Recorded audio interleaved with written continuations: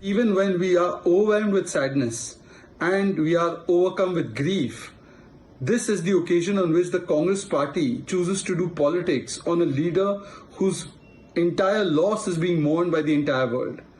The Congress party's official spokesperson Surendra Rajput has put out a disgusting tweet. It crosses all levels of morality and propriety.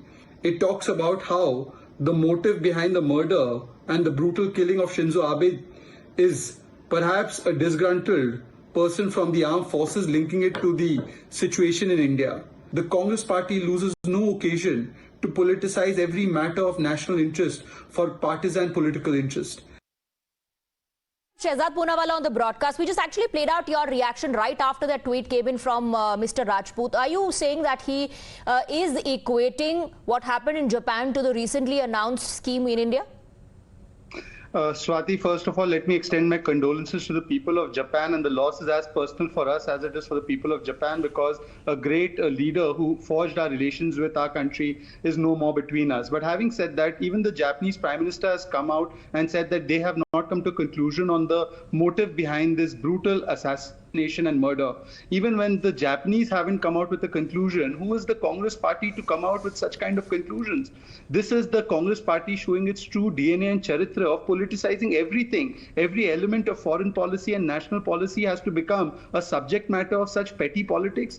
Can we not all together mourn the loss of a great leader who was so close to India and a true friend of India? And this is not new for the Congress. They politicized every matter. They have abused the Prime Minister. They have called the Army Chief Sadakka Gunda. They have politicized issues of national security like surgical strike. And now this is a new low. If Rahul Gandhi and Sonia Gandhi and Jairam Ramesh are watching, I hope they will take appropriate action against this person, because he has crossed all levels of morality and decency and propriety in public life. Right. So are you saying this is just an extension and addition to the long list of abuses and that were hurled at the Prime Minister and the threats that were issued? Absolutely. And please imagine what will be the reputation of India. What will the Japanese think that at this point of time, a leader of the Congress party chooses to use the death of their great leader to make a political point? Is that how we should trivialize the memory of Shinzo Abe, who has done immensely for forging India relations with Japan? So I think it is disgusting, beyond repair, and before it causes any kind of international repercussions, I request the Congress party to take action on this person and to shut his entire tirade down, and to use not this opportunity for petty politics, but to actually rise up to the occasion and mourn the loss of a great leader. We have declared national mourning. They should at least have some shame till the time the national mourning is over for Shinzo Abe. Right, you're demanding action from the High Command of the Congress party against this Neta. Stay on with us, Shehzad. I believe we also have Mohit Bhatt on the broadcast with more details. Mohit, the BJP, of course, had hit out at Congress party and Surendra Rajput, calling it petty politics. But it's very interesting, the manner in which this tweet has come in from the Congress Neta, talking about the attacker, saying that he was part of SDF, that is an army without pension.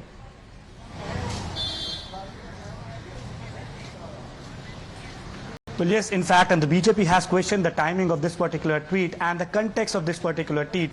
You see, what the BJP says is that this particular tweet by Surendra Rajput is also a Congress leader, and he sits in various debates from the Congress's side, is something which is deplorable, and the Congress party and the top leadership of the Congress party should sack him. They need to take action against him. You see, what Surendra Rajput has said, that the person who has killed Shinzo Abe was Mr. Yamagami, who was working with the SDF, which is a without pension service. So clearly, in a way, hinting towards the Agnipath scheme, Agniveer scheme, which is being said by the Bharatiya Janata Party, and BJP has demanded an action to be taken against him. Though Surendra Rajput still have not deleted his tweet, again and again he's coming out and he's saying that the BJP always does this. They are trying to manipulate the whole issue, and also he says that he was just giving out the details of the Yamagami, who was the shooter, that he used to work with the SDF, which is a service in which pensions are not being provided. Mohit, stay on with us.